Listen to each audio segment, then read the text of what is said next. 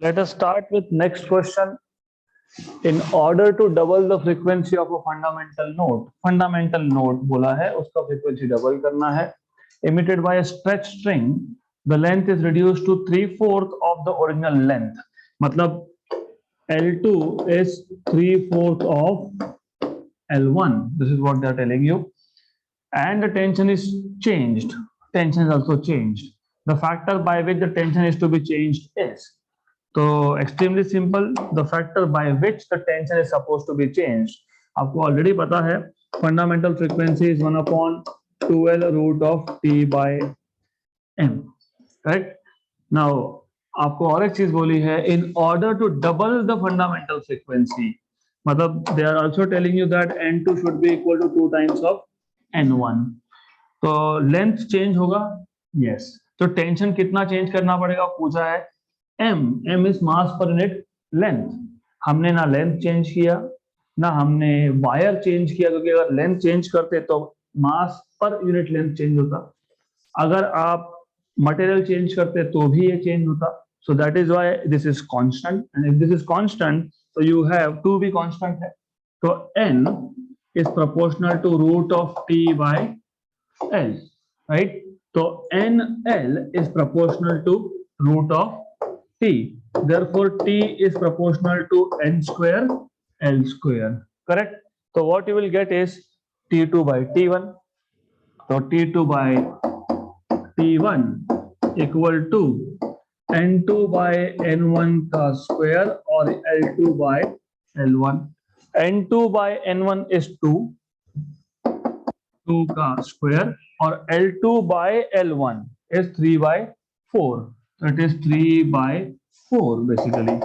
तो ये 2 square और ये 3 by 4. What is 2 square? 4 and 3 by 4 cancel and cancel. तो 3 आना चाहिए और 3 तो आंसर में नहीं है. हाँ, L को स्क्वायर नहीं किया एग्जैक्टली. तो यहाँ पे L का स्क्वायर मतलब 9 by 16. Very good. तो this is 9 by 16.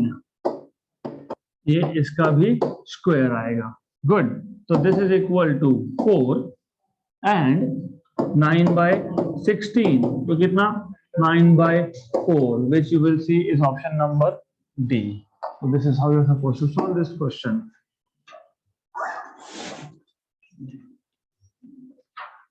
Next question. Transverse wave of same frequency are generated in two steel wires A and B. Transverse wave of same frequency. Frequency is same. The diameter of A is twice that of B. Diameter of A is twice that of B. Diameter is twice that of B. मतलब radius is also twice. So radius of A is radius 2 times the radius of B. And the tension in A is half of B. Tension in A is tension in B by 2. The ratio of velocities of waves in A and B are. So you have information about tension and radius. और same frequency बोला है और length के बारे में कुछ भी नहीं बोला, तो लेंथ सेम होगा. तो अभी दो तरीके हैं सॉल्व करने के लिए. या तो आप you start with frequency equation. So you start with saying कि fundamental frequency is 1/2L root of T by M. वैसे N भी constant, L भी constant, right? या फिर दूसरा तरीका है we can say speed on a string is root of T by M. क्योंकि हमको ultimately velocities का रेशियो पूछा तो डायरेक्ट यहाँ से स्टार्ट करो, यहाँ से स्टार्ट करो. Now you know mass per unit length is small n, right? And then you know, आपको पता है mass is volume into density. Now you also know ये volume है by the way, okay? Under root of tension into length, volume is area into L, क्योंकि wire is cylindrical, into rho. Then velocity is under root of tension और ये length हो गया cancel. Area is pi R square rho. Pi constant and rho constant. Rho क्यों constant है? क्योंकि क्या बोला है, इनटू स्टील वायर। दोनों वायर कौन से थे? स्टील के थे, मतलब density is same and pi is also constant. तो V is proportional to root of T upon root of R square which is R। तो यहां से आपको मिल जाएगा VA by VB। Therefore, speed in A to that of speed in B is under root of TA by TB, और क्योंकि radius is inversely proportional तो RB by RA। TA by TB is half। RB by RA is half, is also half, लेकिन ये बाहर है root के, तो 1/2 root 2। This is what you will get. So you will get 1/2 root 2 as your final answer. So 1/2 root 2 is the answer. Option number B, 1:2 root 2.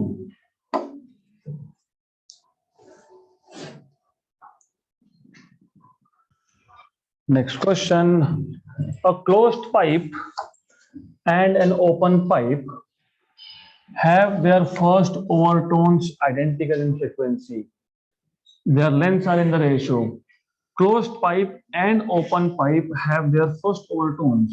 So what they're telling you is closed pipe का first overtone और open pipe का first overtone, they have same frequencies. आपको याद होगा, अगर नहीं याद होगा तो याद रहना चाहिए।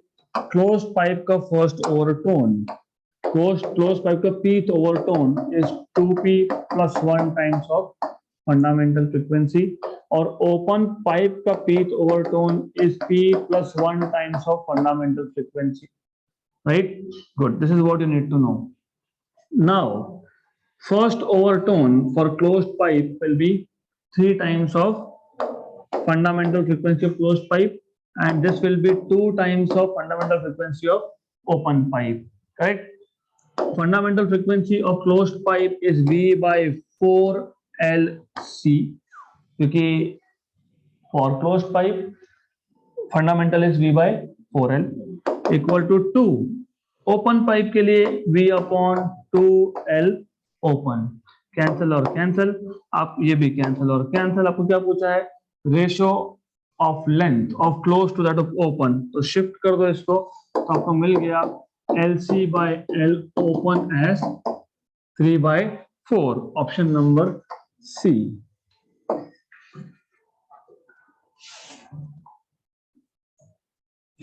Next question 14th। A cylindrical tube open at both ends has a fundamental frequency FO in air. The tube is dipped vertically in water such that half of its length is inside water. The fundamental frequency of air column now is। Good question and a simple one। तो आपके पास एक pipe था open at both the ends, right? इसका fundamental frequency is FO, और आपको पता है कि fundamental frequency in this case is how much? V by 2L। So FO is V by 2L open, right? Because this is L open, right? अब क्या है? You take this pipe, dip half of the part inside water, half of the length goes inside water. So now it becomes a pipe. It becomes a pipe closed at one end with half the length of initial। तो ऐसा कर सकते हो, अब इसको आप L open बोलने की जगह पे I just call it as L, और ये बन जाएगा pipe closed at one end. और आपको पता है fundamental frequency of a pipe closed at one end FC is V by 2LC, right? Correct। 2 की 4, 4, very good। So you will have a 4 over here, you will have a 4 over here, correct?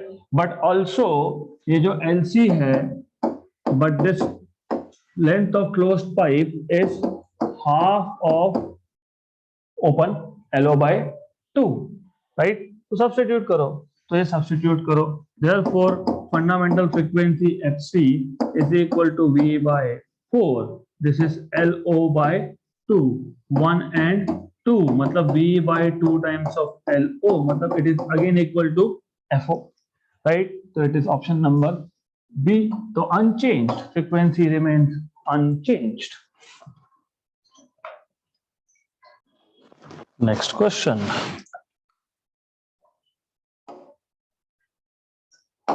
Two passenger trains moving with a speed of 108 km per hour cross each other.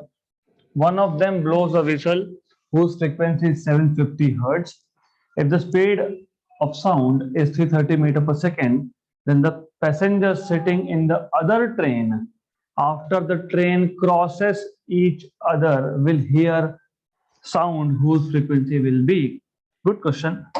तो ऐसा है, you have two passenger trains and both are moving with the same velocity. ये train 1 है, ये train 2 है, let us say. Okay, तो what happens is train 1 and train 2, इसमें से एक जो है it is whistling horn, right?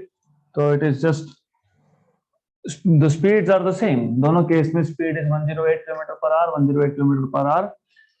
They cross each other and one of them blows a whistle whose frequency is, मतलब original frequency आपको दिया है how much? Original frequency कितना दिया है? 750 Hertz. तो जब ये दोनों क्रॉस हो जाएंगे, और पहले तो ये समझ लो कि ये जो नंबर 2 है ये है सोर्स और जो नंबर 1 है ये है लिसनर. तो ये जब क्रॉस हो जाएंगे तब पैसेंजर ट्रेन नंबर 1 में जो लोग बैठे होंगे उनको फ्रीक्वेंसी कितना सुनाई देगा. तो after they cross each other, after they cross each other मतलब the situation is something like this, right? तो you know what do you know is they are moving away from each other. तो वो एक case था, याद है, source and listener both moving away from each other. तो Doppler effect में हम लोगों ने फॉर्मूला बनाया था, मैंने आपको बताया था कि general structure of the formula is same. Apparent frequency, apparent frequency मतलब जो लिसनर को सुनाई देगा, it is original frequency, original frequency NO, और यहाँ पे VL upon VS.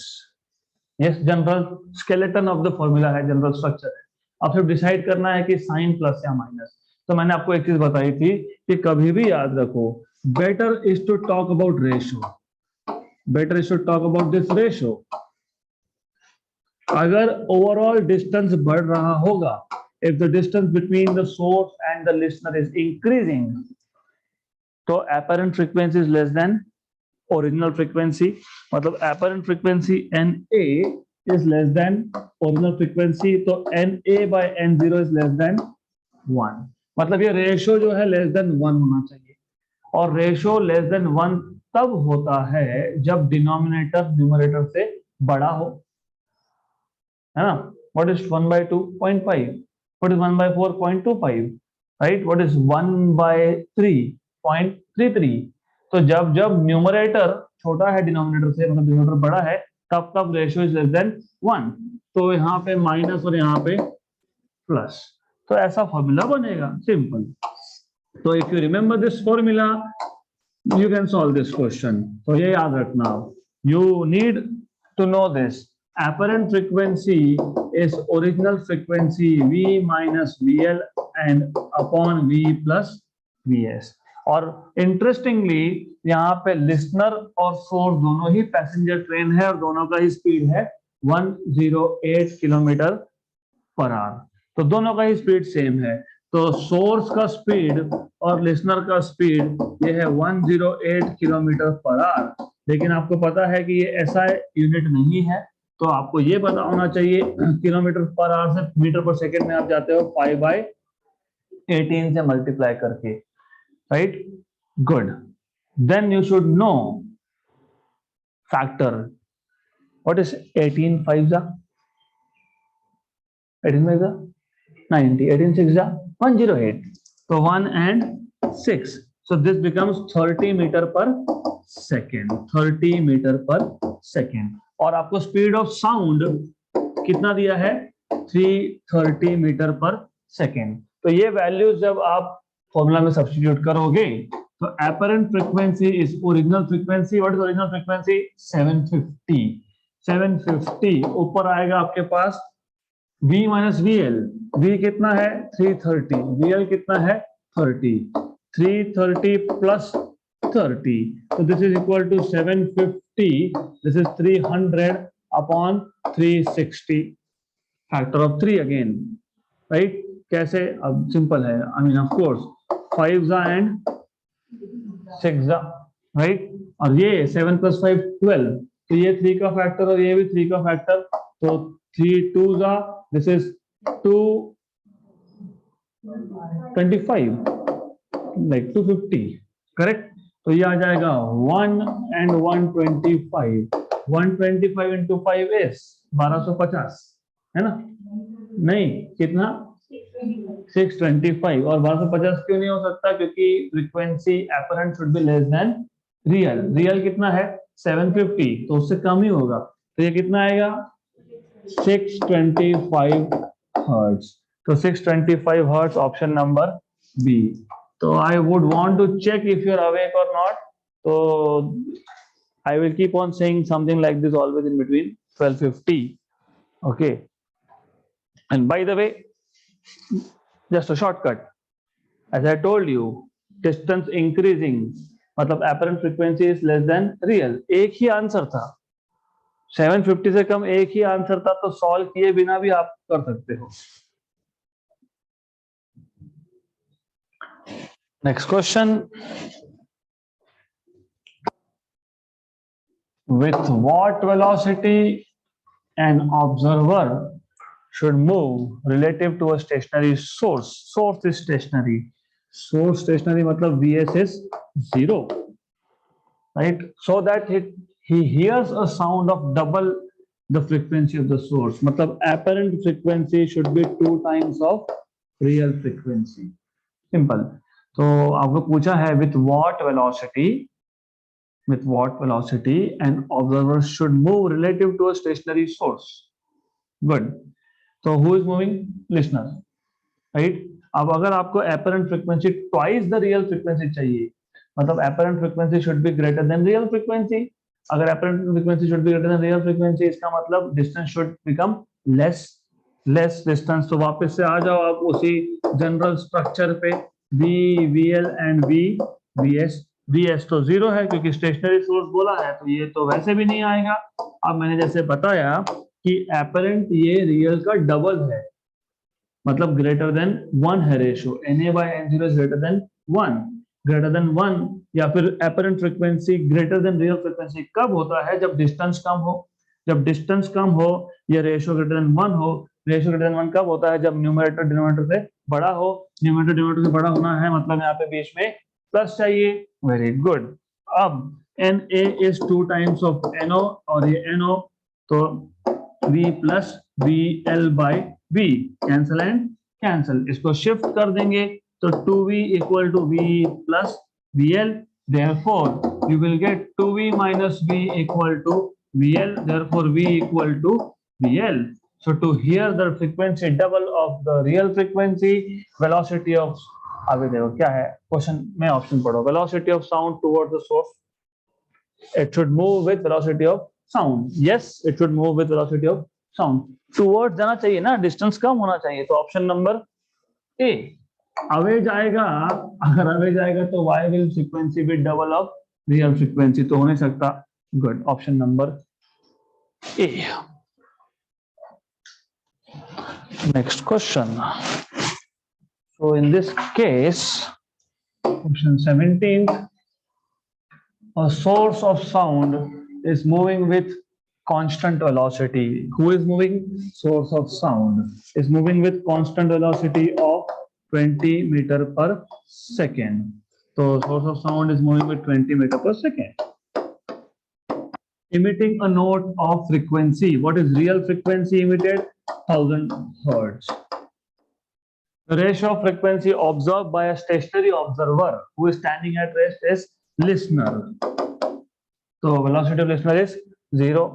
the ratio of frequencies, अभी रेशियो ऐसा सुना, अब इसका मतलब समझ लो, ये यही पूछने वाले हैं आपको कि पहले सोर्स टूवर्ड्स आ रहा था, क्रॉस करके अवे गया, तो अप्रोच का फ्रीक्वेंसी और रिसीड का फ्रीक्वेंसी उसका रेशियो देखो वही होगा, ratio of frequency observe by stationary observer while the source is approaching and after it crosses him will be. तो ये स्टैंडर्ड क्वेश्चन ऐसे ही आते हैं। And speed of sound is 340 metre per second. Now you know, of course आपको पता है standard equation, standard form of this equation, NA, this is apparent frequency, original frequency V upon V and VS। ऊपर VL लिखा नहीं मैंने क्योंकि VL is already 0।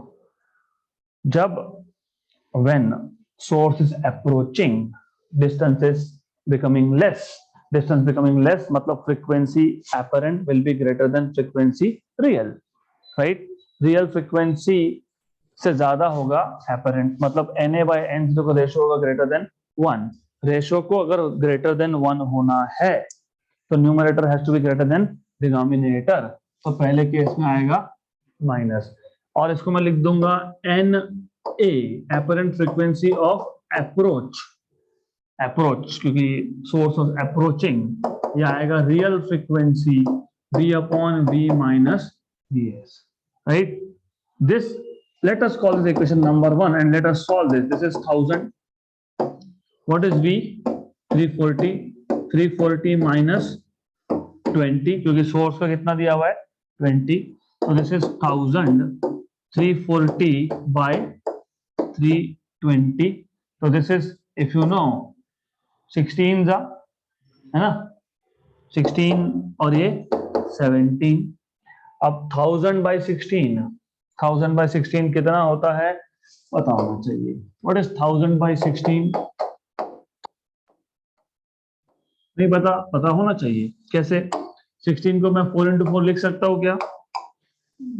Yes, okay, 1 and 250 this is 2 and 125 और यहाँ पे था 17, तो 125 into 17 by 2 इतना रखता हूँ फिलहाल, क्योंकि हमको रेशियो लेना है वैसे, तो रेशियो में शायद कुछ कैंसिल हो जाए, तो will keep it like this. अब जब रिसीड होगा, क्रॉसेस हिम, सोर्स लिसनर को क्रॉस करके गया, उसको बोलते हैं रिसीड, गोइंग अवे।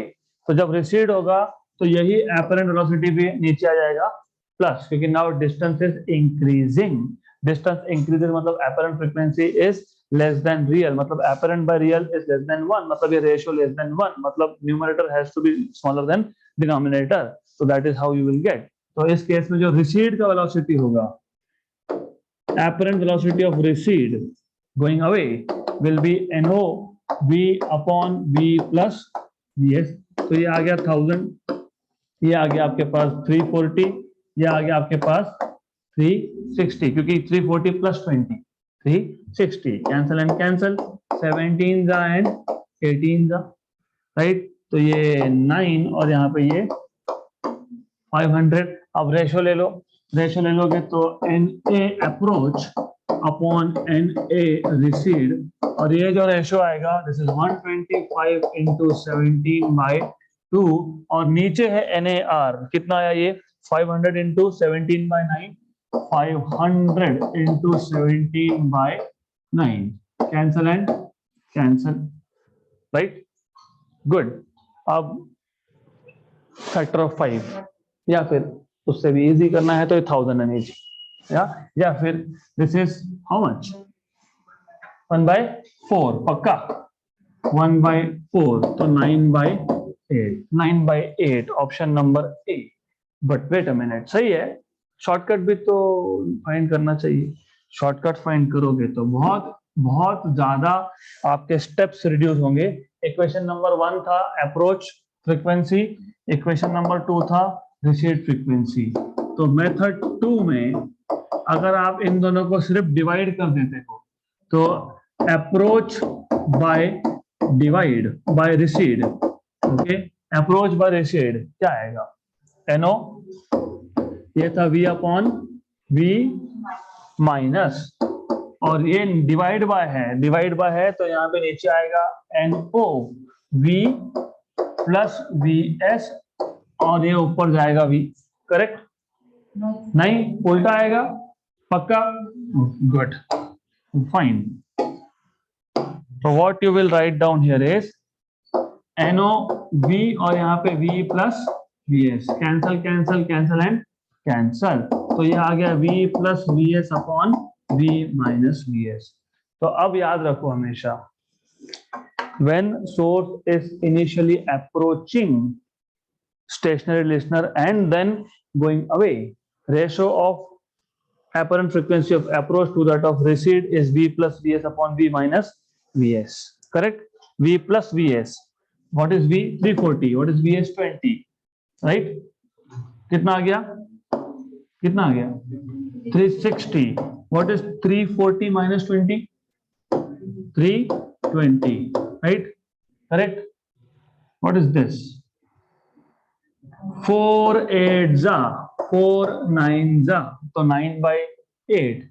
तो this is much simpler. ऐसा इतना लंबा करने से तो सीधा सीधा वहीं पे आ जाना.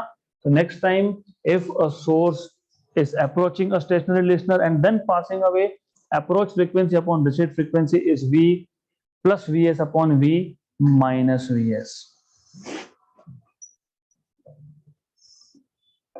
Next question. Two organ pipes, each closed at one end. So you have two closed pipes in short. Gives 5 beats per second when emitting their fundamental notes. So they have 5 beats when they are in fundamental modes of vibration.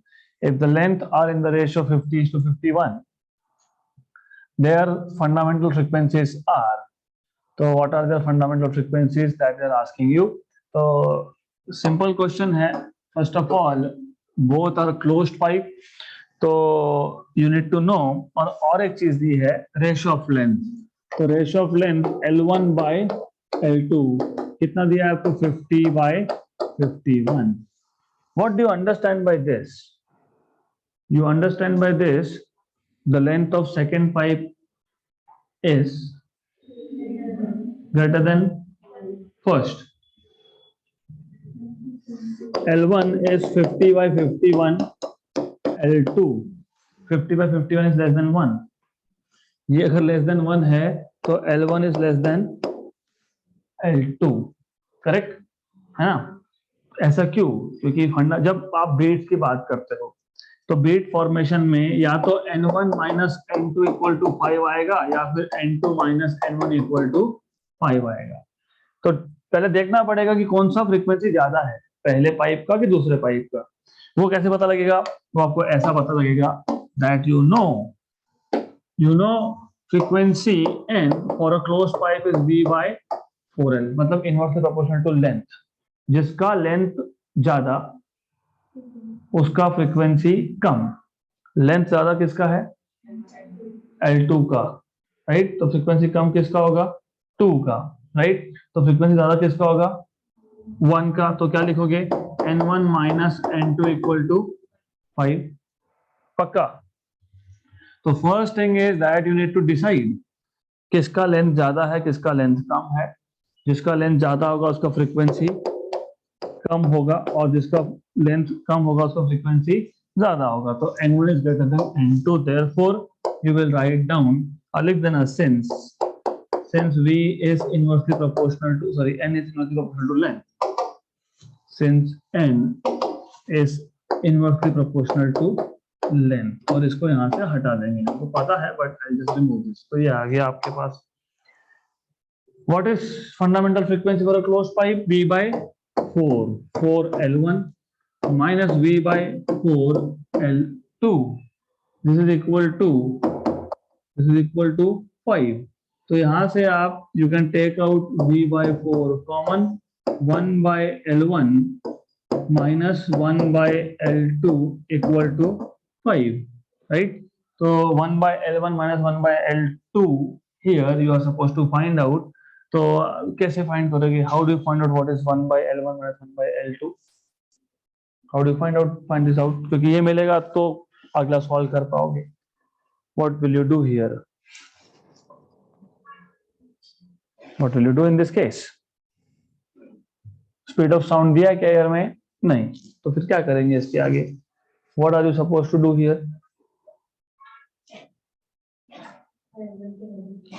L1 की value substitute करने से क्या मिलेगा आपको? Put L1, ठीक है, put L1. Let us put L1. तो V by 4, fine.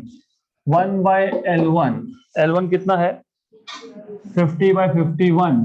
तो ये आ जाएगा आपका 51 by 50 L2 minus 1 by L2 equal to कितना? 5.